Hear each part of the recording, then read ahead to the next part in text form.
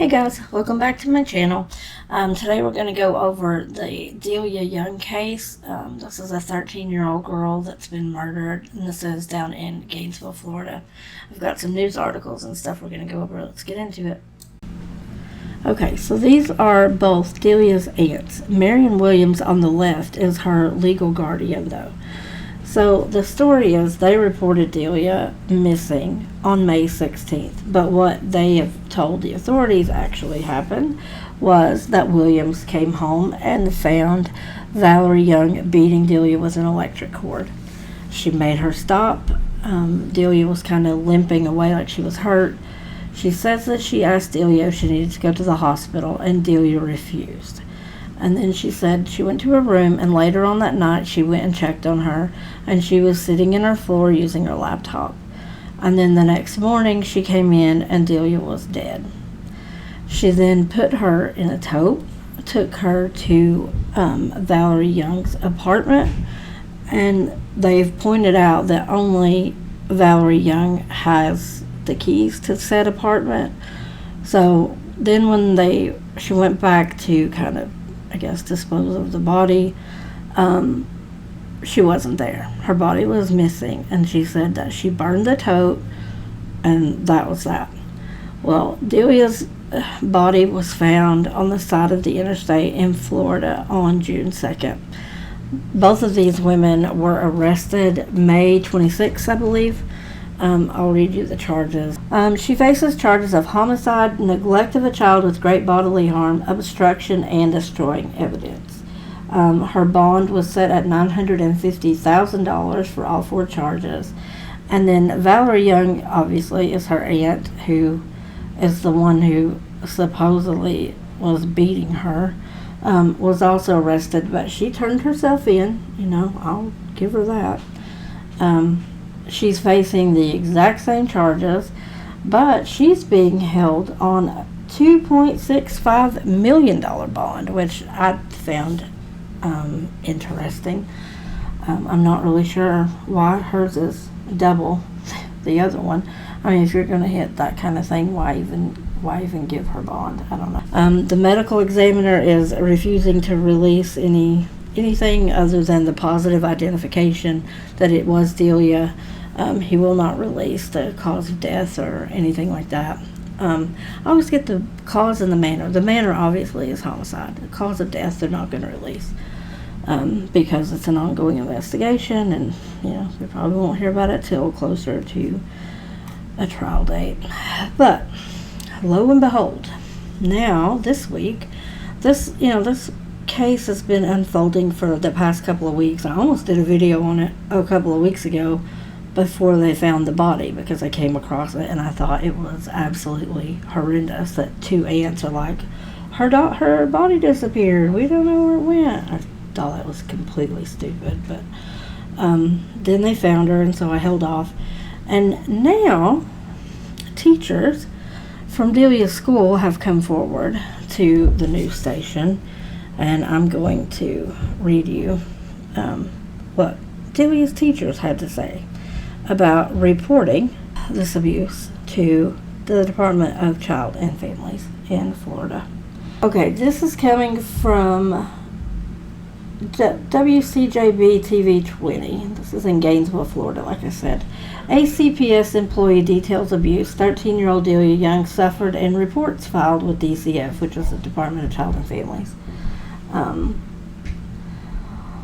An Alachua County School District employee said she reported multiple cases of abuse involving 13-year-old Delia Young to the Florida Department of Children and Family Services.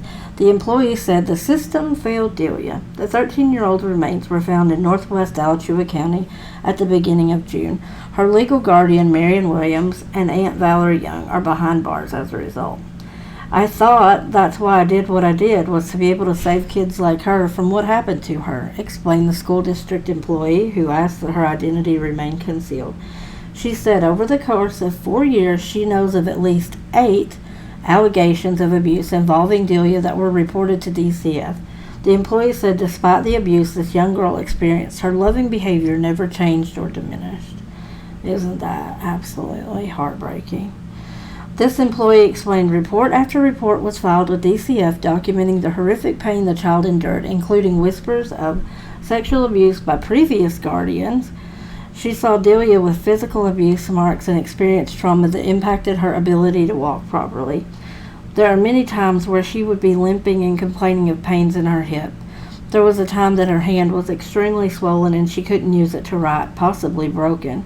There were times when her whole back was bruised and scratched up, said this employee. When the employee heard the news that the 13-year-old went missing, she thought the worst, and when the remains were eventually identified as Delia's, she was shocked but not surprised. Her parting message to those responsible for their heinous act: how could you? It's not just how could you just this one time, but how could you over and over again? This employee believes with all the reports filed, the system failed Delia Young. TV20 reached out to the DCF to obtain reports filed on the behalf of Delia Young, but officials said they're limited in the information they can release, and they are currently processing our request. Surprise, surprise. Now, you want to hear what their response is? Because this came in today. This was about enough to make me hit the roof. The name of this article, is DCF sends condolences to the family of Delia Young. The Department of Children and Families, DCF, sends condolences to the family of Delia Young. The Alachua County Sheriff's Office says deputies found the 13-year-old remains on June 2nd. She was first reported missing on May 16th. The Alachua County Sheriff's Office arrested and charged Marion Williams and Valerie Young with killing Delia. The Sheriff's Office describes Williams as Delia's guardian and Valerie as her aunt. A DCF spokesperson called the crimes two women are accused of as heartbreaking and heinous. According to the arrest report, Williams told detectives she was home on May 16th and saw Valerie Young, her sister, beating Delia. According to the report, Williams asked the child if she needed to go to the hospital, and she declined. The next morning, according to the report, Williams found Young dead in her bedroom. The report states Williams called her sister, who came to the house. Detectives say Williams and her sister put the 13-year-old's body in a tote bag and drove her to a home in La Crosse, Florida.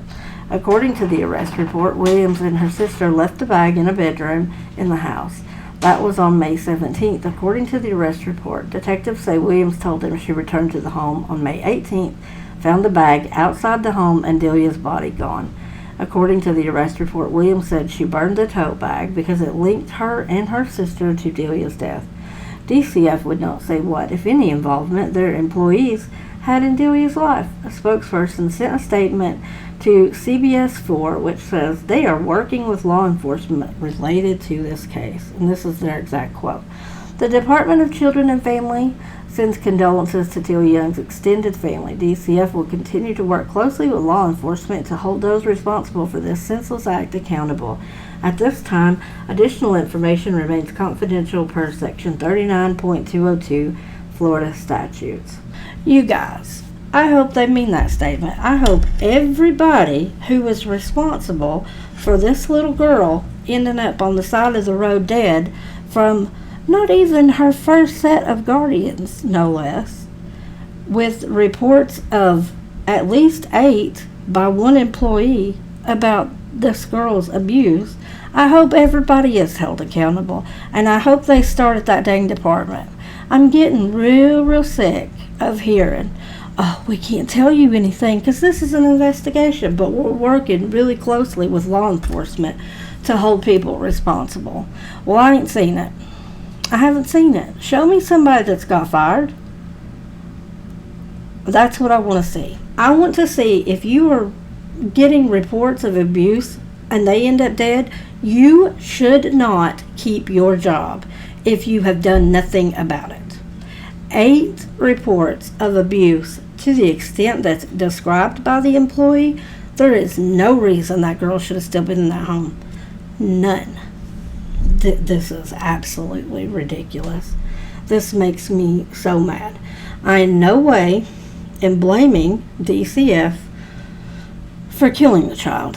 That would be these 2 monsters that are her aunts and legal guardian. That is their fault. But like I keep saying, DCF and Child Protective Services and whatever they call it in your state are the safety net. We have mandated reporters that engage the safety net to catch kids who are falling through the cracks. When there is a gigantic hole in said safety net, and all it does is result in a dead kid, and then we have to prosecute monsters, there's a problem. Clean house, fix the net, or get a new one. I don't know what else to say. This is absolutely ridiculous. I'm so sick of seeing these beautiful babies having to be buried, you know? This little girl is beautiful. 13. She had her whole life ahead of her. And you know, it's so sad to see her teacher say, even though she went through all that abuse, she was still a good kid. You know? That's just heartbreaking. I don't know. Sorry, that one made me a little emotional, so I had to redo the ending of this. So if I sound a little different, that's why. I do have my Patreon website up and running now. I got that done. So if you guys are interested, the link to that is down in the description box. I already have 10 Patreons. Thank you guys so much. I'm going to put your names at the end of this video every time I get new ones. Whenever I do the next video, your name is going to be up here. The week that we get the first 20 Patreons, I'm going to do a Patreon only giveaway. It is a skincare bundle of a face mask, a moisturizer, and an eye cream. So all those things are on Patreon if that's something that you're interested in. But thank you guys so much. This is like the only thing I can ask you to do is we're getting closer and closer to 1,000. So like and comment on this video, share it where you can.